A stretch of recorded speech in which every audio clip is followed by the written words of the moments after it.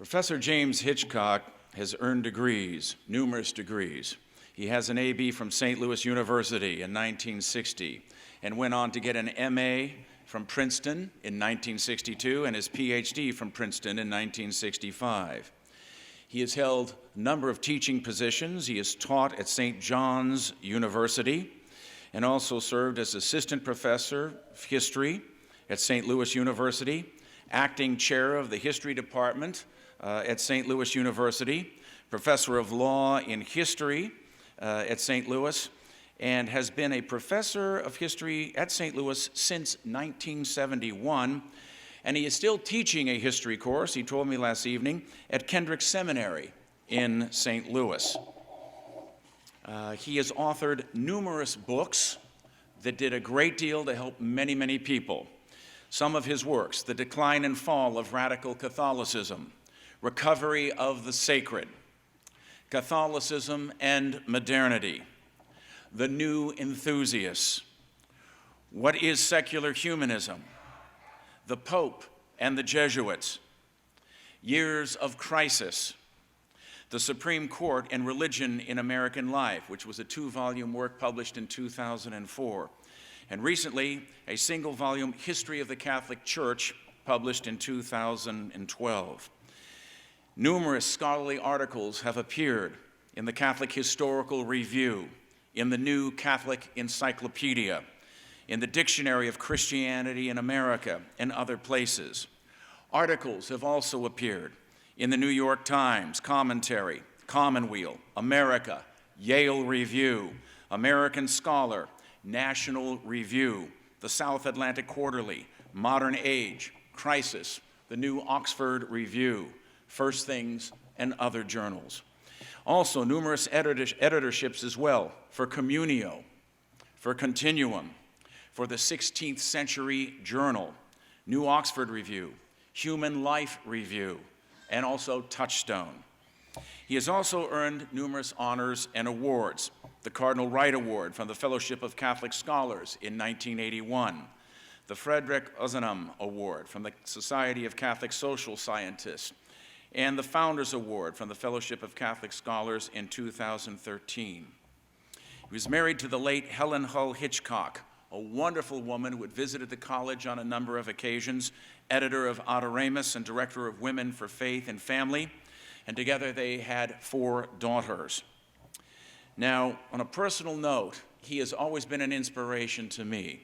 Throughout the chaos of the 60s and the 70s, his was always a calm voice of sanity, judgment, and insight, which helped countless Catholics and others to see what was actually going on in that chaotic period. And his great work continues up to the present moment. Over the years, he has remained a good friend of Christendom College and served on its board of directors back in the late 80s. It is indeed an honor and a joy to have him with us today, and we salute him for his scholarship and service. Christendom College established the Queen Isabel Catholic Vision of History Award to honor and recognize those who have made an outstanding contribution in the field of historical studies. This award was first given to our college founder, Dr. Warren Carroll. It is now my pleasure to present this award to Dr. James Hitchcock for his outstanding contributions to the Catholic vision of history. Dr. Hitchcock.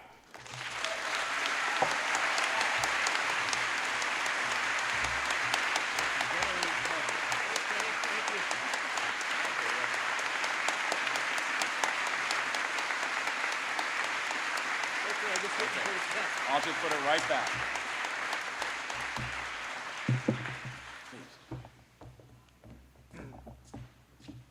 The college has literally placed a burden on me. As you could see, I needed help to hold that thing up. I'm not sure how I'll get it home, but that's another question. All of us have interest in a particular area of history, which is our own history.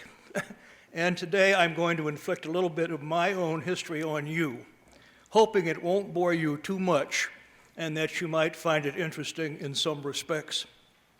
If I ever wrote my memoirs, I would like to use the title I alone have escaped to tell you of this.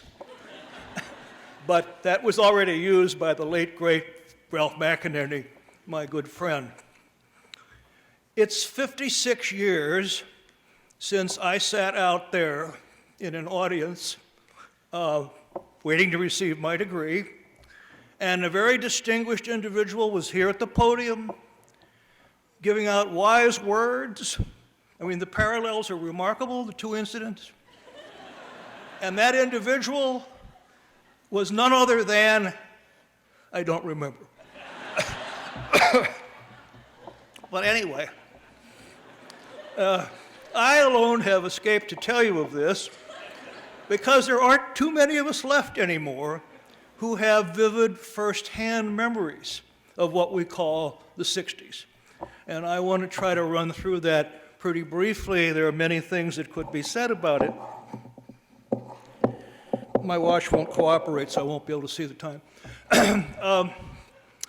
I was in college in the late 50s at St. Louis University, which was in some ways, the peak period of American Catholicism.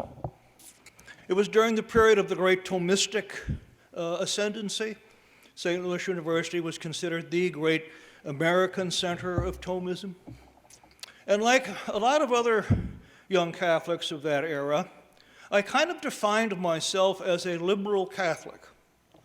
Now that meant, on the one hand, being a New Deal Democrat. Well, you took that for granted. I didn't know any Republican Catholics until somewhat later. The other side was religiously and theologically. And the self-described liberal Catholic was very determined not to cross the line into heterodoxy, and at the same time, are there not other approaches we could have to our faith besides strict Thomism? I remember asking an elderly Jesuit this question. He said, well, I'll see. And he came back and he said, I've heard of a theologian by the name of Hans Urs von Balthasar, and you might try reading one of his books. And I and others discovered Jean Daniel and Henri de Lubac, and later on Louis Bouillet, and a little bit later still Joseph Ratzinger, and there opened up an entirely different world. I will not attempt to sort out the two sides in this debate, the strict Thomists and then these other people who are working in other ways, except again to emphasize that it was considered essential to the Catholic liberal position never to stray into heterodoxy. There were faint stories of ecumenism in that period, and I was very much interested in the historical aspect of it. And it occurred to me that, well, we tended to have, again, Catholics on one side, Protestants on the other, with nothing in between, as it were. Maybe the real understanding of that period lay in what seemed to me at that time the neglected later Middle Ages, from the time of St. Thomas Aquinas until the time of Martin Luther, somewhat neglected. And I thought, well, when I go to graduate school, that's what I think I'll want to study. I was becoming aware of things like nominalism in philosophy and theology, the Devotio Moderna and the Brethren of the Common Life, late medieval mysticism, other things of this kind, Christian humanism. How do these things all fit? Is there some possible way in which we can see grounds for coming together in this? So I went to graduate school, the idea of doing that. Now, I had two principal professors in graduate school. One of them in medieval history was named Joseph Strayer, a very, very interesting person. There's a book called Inventing the Middle Ages by a man named Norman Cantor, who was a graduate student some years ahead of me at Princeton. I never met him, but in his book has some interesting descriptions of Strayer. And he mentions, for example, he once said to Strayer, I'd like to do a seminar paper on Thomas Aquinas' theology of kingship. And Strayer said, well, if you want to do that, go to the philosophy department. We're historians. If we don't study the tax records, who will? So I studied the tax records with Professor Strayer. I've never made use of them since.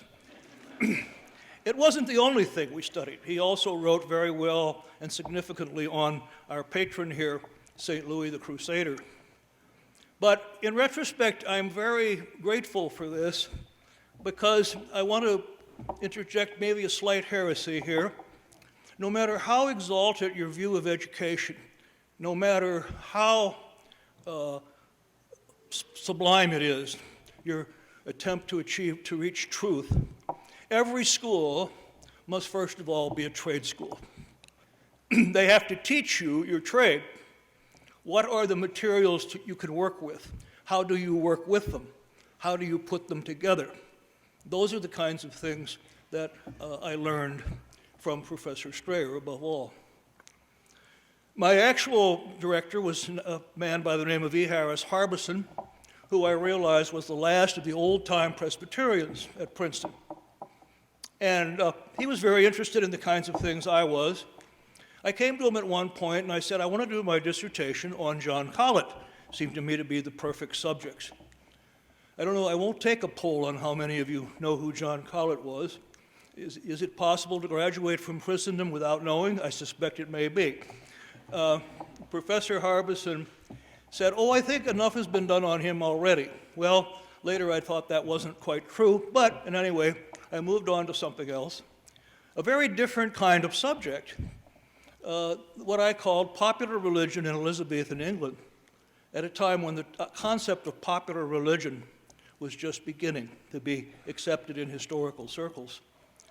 And that was an attempt to find out what did the people of that time really think in terms of religious matters, leaving aside the polemics that went on at the theological level. What was the actual practice, the living practice of people? Not easy to find out in all cases, needing to scour all kinds of obscure records. When I came up for my dissertation defense, Professor Harbison, unfortunately, being incapacitated now by illness, the first thing that Professor Strayer said to me was, I'm surprised you found out so much. That seemed like very mild praise, but I heard later from someone that if he writes a letter of recommendations that says this man does good work, that's considered ecstatic. So I accepted that particular praise. What I realized from my dissertation, among other things, was the crucial importance of ritual in religion. We have ritual before we have theology. The ritual exists and then we reflect upon it. At the time, as the storms of Vatican II were beginning to brew, it was commonplace to say that traditional Catholicism was superstitious and was full of meaningless ritual. Well, I got very interested in anthropology, and I discovered from anthropology there's no such thing as meaningless ritual. You can always discover the meaning of the ritual if you put your mind to it. And so I became very uneasy about a lot of things were being said, especially about the liturgy. Now, in 1972, I was one of the founders of the so-called Latin Liturgy Association, at a time when it appeared as though Latin liturgy in any form had disappeared. It's amazing how much restoration there has been since. But even in that capacity as a founder of the Latin Liturgy Association, one of the things I've escaped to tell you is things were not altogether healthy liturgically before Vatican II, no matter what you may sometimes hear. There were problems, there were things that needed to be done. Wise individuals like Father Bouillet tried to guide this in a responsible way, and as he's documented, were often thwarted, and unfortunate results came in many ways. Now, around this time, I was reaching a fork in the road that I didn't realize. Being the kind of liberal Catholic I was, you never crossed the line into heresy. It was becoming more and more obvious to me that some liberal Catholics indeed were doing that. Spirit of anger and resentment against church authority. And being an old-fashioned liberal Catholic, I thought, well, somehow or other, they just haven't noticed it. So I'll take time out from my scholarly work, and I'll write a book pointing out this fact, the decline and fall of radical Catholicism. Well, what the book proved, of course, was that they did know exactly what they were doing, and it had not been the fact that they had overlooked something. My insight into the nature of ritual was expressed in The Recovery of the Sacred. The decline and fall of radical Catholicism describes what was happening. If you want to know why it was happening, then I recommend another book of mine called Catholicism and Modernity, but I'm not going to go on from here.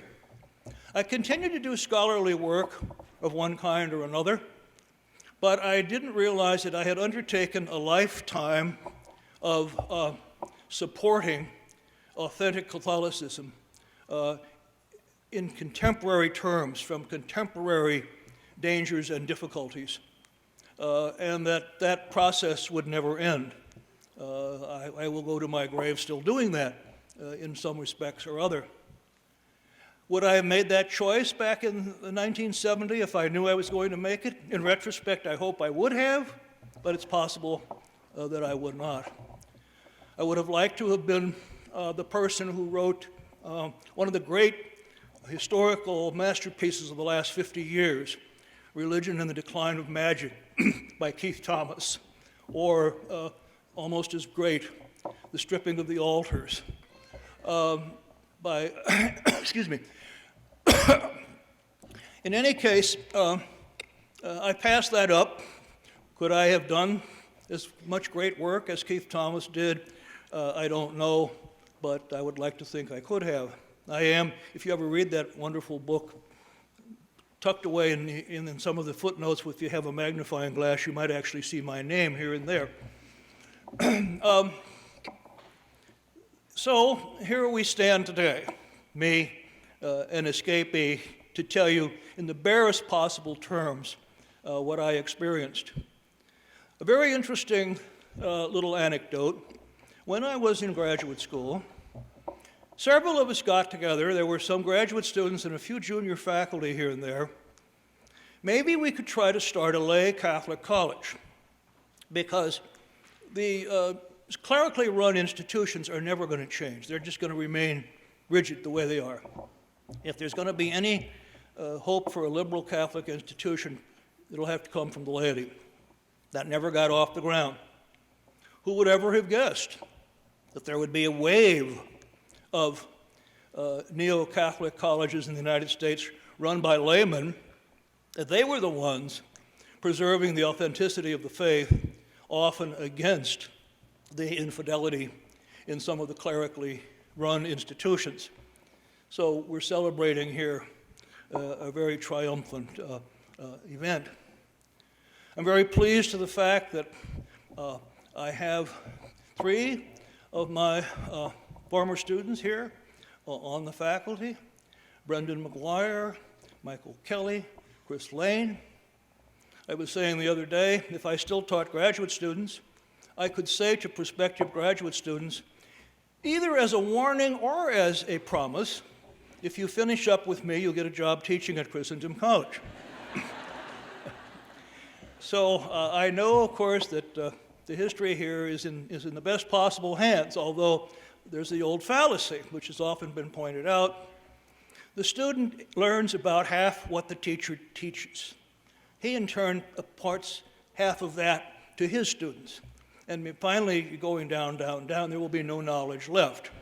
So I don't know. The other version of that is universities are places where knowledge accumulates. The freshmen bring a little with them, and the seniors don't take much away. Not at all true, of course, here today. Well, let me thank you again so much for your kindness and for this award you have given me, and I'll try to figure out some way of getting it home. Again, thank you so much.